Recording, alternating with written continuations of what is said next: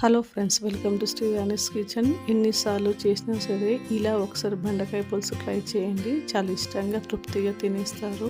Taste చాలా బాగుంటుంది. తప్పకుండా ఒకసారి ఇలా బెండకాయ పులుసు ట్రై చేయండి. ఈ విధంగా చేసిన బెండకాయ పులుసు అన్నంలోకే కాదు చపాతీలోకి కూడా చాలా బాగుంటుంది. మీరు కూడా ఎప్పుడు చేసే రొటీన్ బెండకాయ పులుసు కాకుండా మరింత ఎక్స్ట్రా రుచితో బెండకాయ పులుసును వేళ్ళు జరుపుకుంటూ కమ్మగా తినాలంటే బెండకాయ పులుసును ఇలా ఒకసారి ట్రై చేయండి. మీకే అనిపిస్తుంది చాలా టేస్టీగా ఉందని. మరి లేట్ చేయకుండా ఈ బెండకాయ పులుసు తయారీ విధానం చూద్దాము. ముందుగా 1/2 కిలో లేతగా ఉన్న బెండకాయలు తీసుకోండి. లేతగా ఉన్న బెండకాయలు తీసుకుంటే పులుసు టేస్ట్ చాలా బాగుంటుంది. ఇలా తీసుకున్న బెండకాయని శుభ్రంగా కడిగి ముక్కలుగా కట్ చేసుకోవాలి. చూడండి, ఈ విధంగా మీడియం సైజులో కట్ చేసుకుంటే సరిపోతుంది. ఇప్పుడు బెండకాయల పక్క నుంచి వేరొక గిన్నెలో చిన్న నిమ్మకాయ సైజులో చింతపండును గిన్నెలోకి తీసుకోండి. ఈ చింతపండును కూడా ఒకసారి కడిగి నీళ్ళని వేసి నానబెట్టండి. ఇప్పుడు స్టవ్ ఆన్ చేసుకొని ప్యాన్ పెట్టుకొని 2 స్పూన్స్ పెసరపప్పును వేసుకోండి. పెసరపప్పు బదులుగా కందిపప్పు కూడా వాడుకోవచ్చు. ఈ పెసరపప్పుని లో ఫ్లేమ్లో వేయించండి.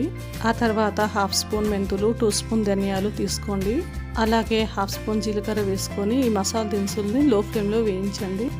ఈ పప్పులన్నీ బాగా వేగి రంగు మారేంత వరకు లో ఫ్లేమ్లో ఫ్రై చేయండి. చూడండి, పప్పులన్నీ చక్కగా వేగిపోయాయి. ఇలా వేగితే సరిపోతుంది. ఇలా ఫ్రై అయిన మసాలా దినుసుని వేరొక గిన్నెలోకి తీసుకొని కొద్దిగా చల్లారనివ్వండి. ఈ మసాలా దినుసుని మిక్సర్ జార్లో వేసుకోండి. అలాగే ఇందులోనే 1 టేబుల్ స్పూన్ ఎండు కొబ్బరి పొడిని వేసుకొని మెత్తని పౌడర్ చేసుకోండి.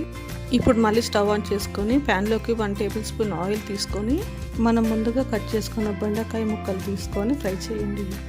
ఇలా మనం ముందుగా బెండకాయలు ఫ్రై చేయడం వలన బెండకాయలకు ఉన్న జిగురు అనేది పోతుంది, రుచి అనేది బాగుంటుంది. ఇలా మధ్య మధ్యలో కలుపుతూ 3-4 నిమిషాలు ఫ్రై చేయండి. ఇలా 3-4 నిమిషాలు ఫ్రై అయిన తర్వాత స్టవ్ ఆఫ్ చేసుకోండి. ఇప్పుడు కడాయిలో 1 టేబుల్ స్పూన్ ఆయిల్ వేసుకొని ఆయిల్ వేడెక్కిన తర్వాత సన్నగా తరిగిన ఉల్లిపాయ ముక్కలు వేసుకోండి.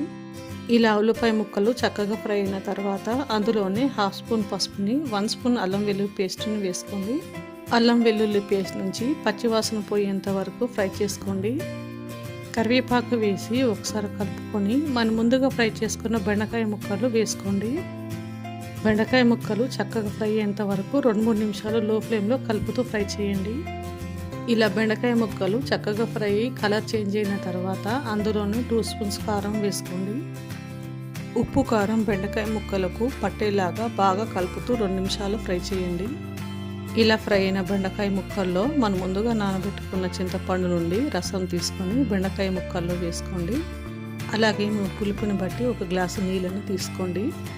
ఇప్పుడు ఈ బెండకాయ పులుసుని ఒకసారి బాగా కలిపి మనం ముందుగా పౌడర్ చేసుకున్న మసాలా పొడిని వేసుకోండి. ఈ మసాలా పొడి వేసుకున్న తర్వాత బెండకాయ పులుసుని ఒకసారి బాగా కలుపుకొని 10 నిమిషాలు మీడియం ఫ్లేమ్లో మరగనివ్వండి. 10 నిమిషాల తర్వాత చూడండి, పులుసు నుండి ఇలా ఆయిల్ సపరేట్ అయ్యింది. ఇప్పుడు ఇందులో సన్నగా తరిగిన పుదీనాను, కొద్దిగా కొత్తిమీరను వేసుకోండి. చివరిగా ఈ పులుసులో సాంబార్ పొడి వేసుకోండి. టేస్ట్ చాలా బాగుంటుంది. అంతే, గుమగుమలాడే కమ్మనైన బెండకాయ పులుసు రెడీ. ఇలా మనం తక్కువ టైంలోనే చాలా రుచికరమైన బెండకాయ పులుసును ఈజీగా చేసుకోవచ్చు. ఇలా మనం మార్నింగ్ లంచ్ బాక్స్లకైనా సరే, మధ్యాహ్నం భోజనాలకైనా సరే తిన్నా కొద్దీ తినాలనిపిస్తుంది. ఈ రెసిపీ మీకు నచ్చిందా? ట్రై చేస్తారా? అయితే లైక్ అండ్ సబ్స్క్రైబ్ చేయండి. మరిన్ని టేస్టీ వంటల కోసం మన ఛానల్ని ఫాలో చేయండి. Thanks for watching.